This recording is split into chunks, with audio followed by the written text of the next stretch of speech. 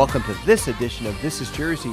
We're in Freehold today at I Play America, where Cimorelli are performing on their national tour. Comprised of 6 sisters. Hey, I'm Christina. I'm Catherine. I'm Lisa. I'm Amy. I'm Lauren. I'm Danny. And we're Cimorelli. The band started posting harmonizing cover songs on YouTube, but soon signed a record deal and started writing their own original music. They've since produced a string of professional music videos, self-help and fashion advice videos, a scripted web series, and have made numerous international appearances, all while continuing to release amazing pop covers. We'll ask them about their rise to fame over the internet and the love they receive from all over the world. How was it to get started in the group? What was that like? It was really fun and hard in the beginning when we started the group back in 2007.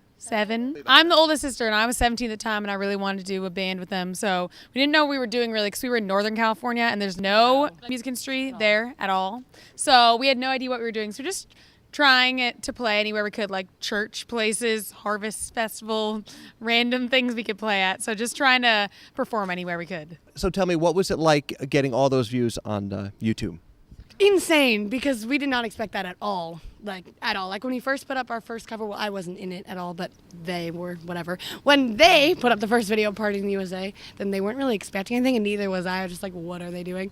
But then it got like 20,000 views overnight on the first video, and it was like crazy, like what is happening? So, yeah, I guess it was pretty unbelievable. Now, you all have musical talents. I know we have some guitarists, some pianists, some drummers. Tell me, how long have you studied music? And I know your mom's a musician, so. We've all been like singing and playing since we were little, and then in the band, we've all been playing in the band since before we got in the band. But when we started the band, we were all playing together. Our mom taught us because she's a classical pianist, and then some of us took like guitar lessons, but a lot of us were like self-taught on other instruments. I didn't take any guitar lessons, so. Yeah, she was self-taught guitarist.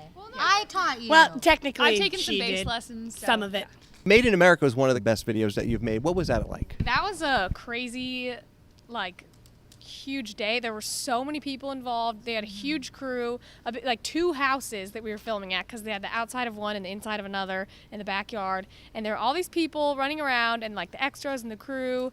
And it was a very long day, but it was very rewarding. I feel like at the end of the day, we were all like really tired, but in a good way. Like, yes. We knew we did something good. It was such a long day, but it was so fun. You're Worth It is a song that really strikes a chord to many young ladies. Tell me about the inspiration and who actually wrote that song. I had written a chorus of a song, and Lisa had written a verse of a song, and we didn't know about the other songs. And I wrote this chorus about "You're worth it," blah blah blah, and I wanted to get a verse to it. And Lisa's like, "Oh, I have some lyrics. I'll send them." And they sent them to me, and I was like, "Oh my gosh, this fits with what I wrote this week." And it was so weird. We had no idea. And then I put it together. I was like, oh my gosh, it fits perfect. And then kind of finished the song up. And it meant a lot to both of us, and then to all of us once we all heard it. And then made the video, which was really personal and like emotional for us to do. And then a lot of people really like latched onto that one because they could really relate. So we're really, really happy that we did that song. My producers told me that the words that were used on your hands and on your face were actually words that you were called. Is that the case? Yeah, we tried to all pick like insecurities or flaws, whatever you want to call them, that we identified with or had been called, or both. So it was like real. It wasn't just a made up thing. That was all things that we really do like struggle with or deal with. Catherine, you're the big poet, right? 1,000 poems, that sort of thing. Tell me, how many songs have you written of the bunch that you've released? It's funny, like I write poetry like every single day, and I send a lot of it to Christina. She uses some of it, but I guess I guess she doesn't relate to a lot of it, so she doesn't get inspired by a lot of it. But we are doing. There's a few of them. There's a few of them. A couple like "Easy to Forget Me." I wrote a good deal of that one. I'm working on a song that I know is going to be another big one for us. That's based on one of Kath's poems called "Alive." Yeah. Or "I'm Alive," something like that. Was kind of started by like one of my poems. So there's definitely a few of them. It's not like most of them, not most of the big ones, but it's a few of them. Yeah. I mean, we're all really big writers, but Catherine mainly writes like poetry. She's the biggest poet. Yes. Yeah. Was it last summer you did the web series? Tell me about that. What was that experience like? Yeah, that was so cool because the Subway web series was filmed just like a TV show. So we had like this director she's directed a lot of shows. Like she's directed like episodes of like Pretty Little Liars and tons of stuff, ABC Family. And it was like doing a TV show the way they did it. It was such a cool experience.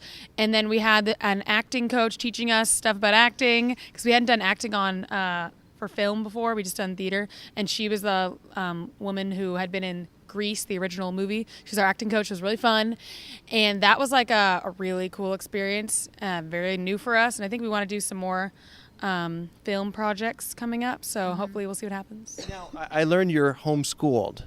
Tell me about that experience. Well, we were all homeschooled from like the very beginning. Our mom like saw it on some sort of talk show back in the early 90s. So when you were born. And so she decided that she wanted to homeschool us all.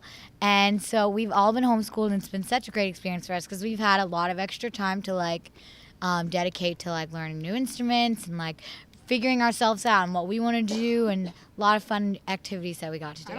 Actually I know this band wouldn't exist if we didn't homeschool. Yeah. And we wouldn't really be friends like we are if we didn't homeschool. Yeah. Because we became really close with each other because we homeschooled. If we didn't, I'm like 100% certain this band would not exist and we would not be close. So I'm really happy we did. When you got the call to start traveling outside of California, what was that like? We were like, we're going to travel somewhere else and perform. It was so cool when we got there. And the radio station that was doing the show was playing Made in America on the radio. And we were like, yeah, and it just feels really official. You're like, I'm a jet setter. Flying to Indiana. Like, it feels really weird and cool. And you've done a lot of traveling since then. What's it been like to go into Europe and other parts of the world? It was so fun to go to Europe. Like, the European fans are so crazy in like the best way possible. Like, they're so energetic and passionate and just awesome. And it was just amazing to meet all of them. It's fun just like being in their culture, like talking to them about the differences between like America and Europe and all the different lingo and the different foods. Like, it's really fun. It's kind of overwhelming, like all the different things there, but you kind of get used to it after a few weeks. What do you envision the future of Cimorelli? Great question. We are hoping to do a lot more touring and get a lot bigger with that. We just made that our focus this year, so we're kind of new at that. We really want to meet as many people as possible, and then we want to release a lot more music. Like, we just did 9 free songs on a mixtape, so people can download them all for free just from clicking this link and going on their computer. So that's something really important to us because we want to get a lot more music out there, original music, as much as we possibly can, and then tour. So I think it's just releasing tons of music and touring as much as possible. The best possible thing would be to have a huge world tour. That's my like ultimate goal. That's what I really want to do. So I'm hoping that's in our future. But I'm happy with whatever happens. I'm like really happy with how things have been going. Can you lead us out to some sort of song?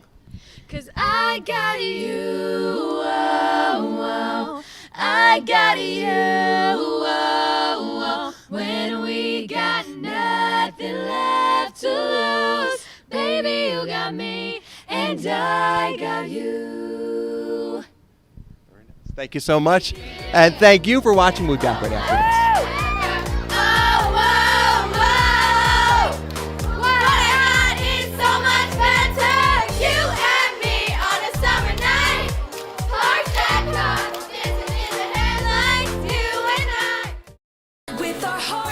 Welcome back to This Is Jersey. We have Lynne Cimorelli with us, the mother of the band members, to tell us what inspired her to teach her children music, how she helped form the group, and her thoughts on the success so far.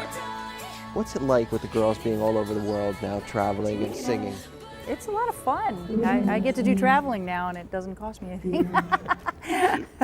That's great. You were an integral part of all this, having taught them piano and music and singing and the harmonies that they create. What part of their development were you a part of?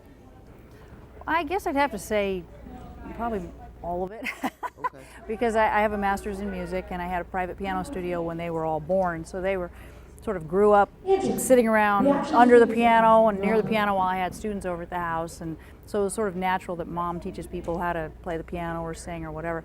And then I started a children's choir when they were young. But before I started the children's choir, I started messing around with harmonizing between Christina and her older brother Michael when they were about 4 or 5 years old, just to see if they could do it, just as a game.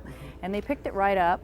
And I thought, wow, this is kind of cool. And then Catherine got old enough to jump in when she was like 4. And so then we had 3-part harmony going. We started the church choir. Then I taught them barbershop just to see if they could do it, and they could. And so it kind of went from there. And the next thing you know, they were singing the national anthem in barbershop style at the Sacramento Kings game, NBA game in Sacramento. And then they got musical theater, and they were always carrying the parts there, and sometimes they'd have the leads and all that. So they got a lot of stage experience there. They all did probably over 200 shows each in musical theater. So and then they wanted to start their band, and I taught them all how to play the piano, so they all play piano, and then I don't play other instruments, so when they wanted to learn other things, we had to get lessons for those.